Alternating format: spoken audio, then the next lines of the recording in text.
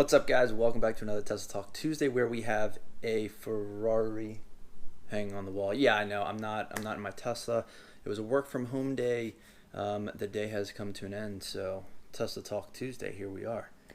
Anyways, we do have something related to my Tesla, but it's not my Tesla in the video right now. That will be coming shortly. But until then, let's just get right to it. So, as some of you may or may not know, well, you probably don't know because, well, maybe you do. So yesterday, Tesla actually decided to drop prices on the Model 3. Yes, another price/standard option fiasco going on with Tesla. They've been doing this a lot recently, just moving things around. So the Tesla Model 3 Standard Range Plus has now dropped in price slightly. They have removed some options from the menu as well, just to streamline the whole production process, make it easier for them to produce cars. And interestingly enough, the standard, like, no cost color will be a multi-coat white. Yes, it's no longer black, it is a multi-coat white paint. So it should be more durable. That's what it is now. It's white, it's not black. The price has come down slightly on the standard range plus. They also bumped the prices. They got rid of the standard range Model S and X's.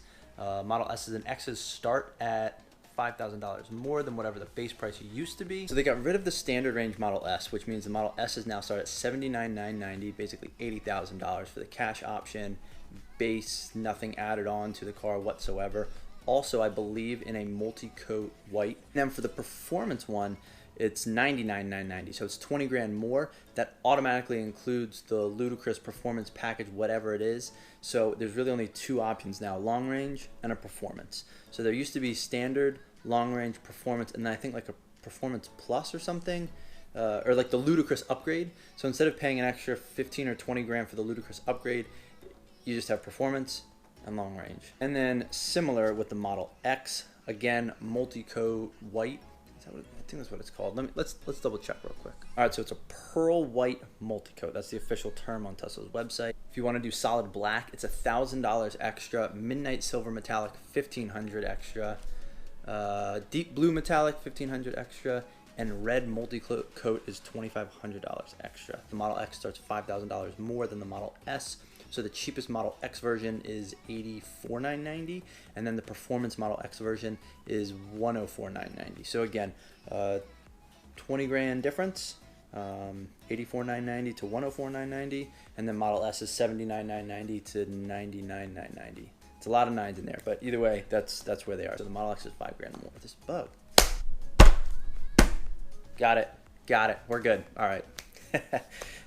Sorry. So yes, I was using a cheat sheet there just a little bit. I am in my apartment, but I can get you the facts and figures much more efficiently than if I'm in my car talking. So that's the new setup. That's the new pricing. That's how Tesla is starting to streamline their manufacturing, make things cheaper for themselves, make things easier, lower costs, and make the output of these cars that much more efficient. They can crank out much more cars when there's much fewer variations.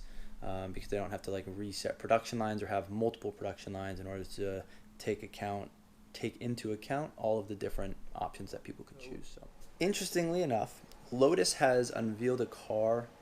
I think it's called Evija, something like that. I don't know if it's. I mean, they're a British car company, but like Evija, I don't know. I apologize. I'm probably butchering the pronunciation, but either way, they've announced an all-electric car, claiming I think 2,000 horsepower, and it's roughly $2 million, like $2.1 million. So what's interesting is that they claim it's going to do 0 to 60 in under 3 seconds. If you have an all-electric car that can be all-wheel drive, that Lotus's whole, like, when you buy a Lotus, it's like, you know, keep it light, keep it simple. They've always been great track cars. You'd think it would be much quicker than that. So I'm very confused as to why this car seems so slow, especially for an electric car. But some cool stats about this car. It's supposed to be 1,700 newton meters of torque. It's supposed to use 4 motors. It's supposed to have a 70 kilowatt battery pack, 250 mile range, and a 2,000 kilowatt output. The car can charge to full in 9 minutes. 250 miles of range in 9 minutes. That's very, very impressive. A lot of things I don't know, guys. So if you're getting triggered, I do apologize. Anyways, this car does look very nice. Obviously pretty futuristic, but super sleek, very good looking, and I'll be curious to see when they actually, and if they actually make it, and how many they sell. The crazy thing is that people are coming out with these other cars that the specs don't even really seem to compare to the Tesla Roadster, which already has like a working version of it, or maybe a couple of them. And they're planning to sell the Tesla Roadster for $200,000 as a starting price. That probably has better specs than this Lotus. That's going to be a $2.1 million car. So it'll be the first like hypercar from Lotus. At least that's my understanding. I can't think of any other like Lotus branded hypercars. So it'll definitely be interesting to see this car come out, who the buyer actually is, and how many they actually sell. I'd personally still rather take a Tesla Roadster. Another very interesting thing about Tesla is that the Model 3's battery production, so all batteries made for the Model 3s in May, accounted for 16% of the world's total electric battery production. That's pretty crazy. Tesla alone is responsible for 16% of the world's battery production. That's wild. And then when you introduce the Model S and the Model X, you get 22% of the global battery production for passenger EV battery production. So Tesla basically accounts for just shy of a quarter of all passenger EV battery production, at least for May of 2019. Based on these numbers, well, I guess you can kind of see, or at least infer how much production they're doing of these batteries, and well, they obviously want to bring down costs in any way possible. So finding ways to use less materials and make them more efficient is key for Tesla, and really all EV production just going forward. If more and more car makers are going to start making fully electric fleets, it's going to take a lot of battery production. So interesting to see what happens going forward, especially as resources start to get more and more scarce. But you hopefully will have efficiencies that go up and up. So hopefully that will counterbalance, but I guess we'll see where the industry goes. In the US and in the UK, I believe there's a new law that has been passed where electric cars specifically, because they're so quiet or really just silent at low speeds, you really can't even hear the tires. There's a new law that has passed. I don't know when it goes into effect, but this law requires EV vehicles to emit a sound so that pedestrians can hear them. Now this is something especially important for blind people that would not even be able to see these cars moving.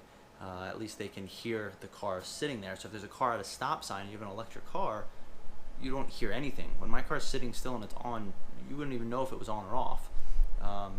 And then similarly, just anybody, when you're walking through parking lots, like when I go to Cars and Coffee a lot of times and I'm leaving the parking lot, there's people that are just like standing in front of my car and they don't know that I've started my car and I'm ready to pull out. I've literally had to honk at people or put my window down and say, excuse me guys, I'm pulling out now. And they just step to the side and I just silently creep out of the parking lot. I mean, you don't hear anything. Pretty interesting, might be weird. You know, you have a bunch of like EVs driving through a parking lot, it's just this like loud buzzing or something.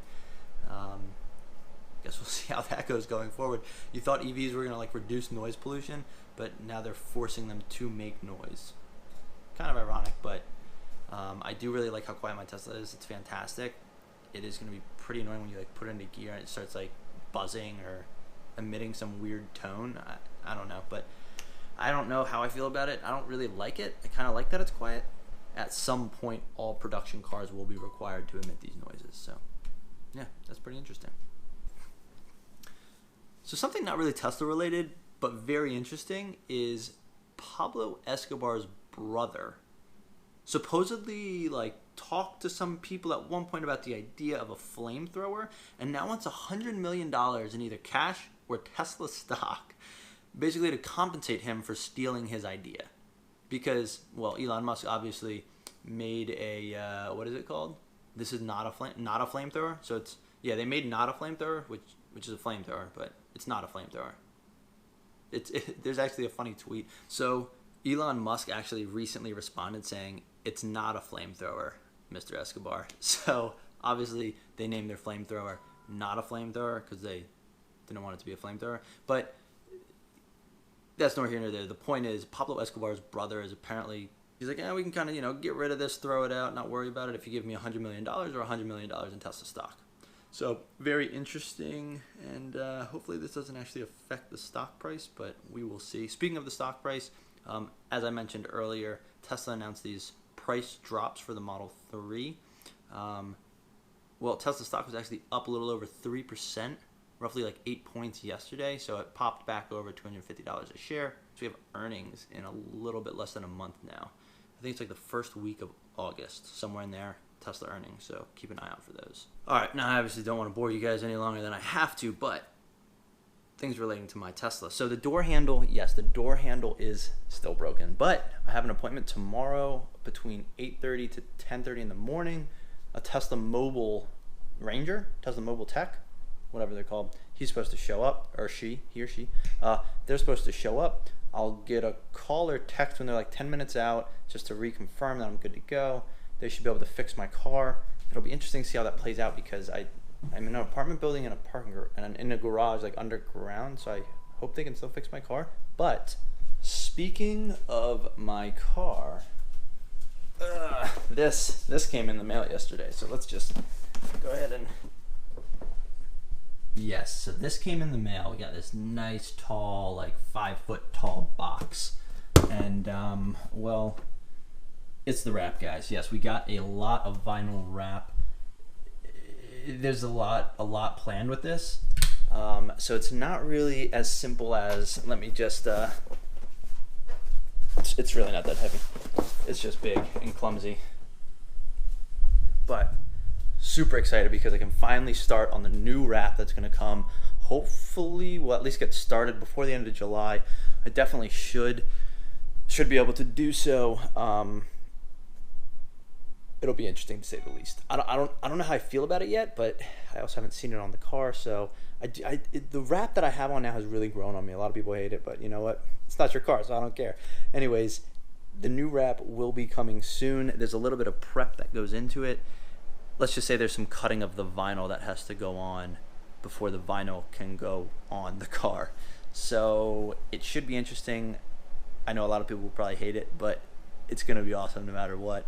And then I can just rip it off and change it in a couple months. So that's kind of the best part of the wrap, right, guys? Like even all of you guys that hate it out there, it'll be gone in like 4 or 5 months. So we'll see how it looks. I think I'm actually gonna like phase out my current wrap and just like go from front to back on the car as I do the new wrap. So it'll kind of be like a two different wraps going on at the same time, at least for a little bit while I'm putting it on, because it's inevitably gonna take a little while. And yeah.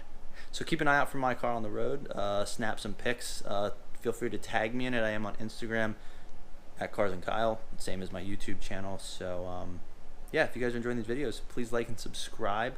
But until I'm actually in my Tesla tomorrow, hopefully when the handle gets fixed, thanks for watching.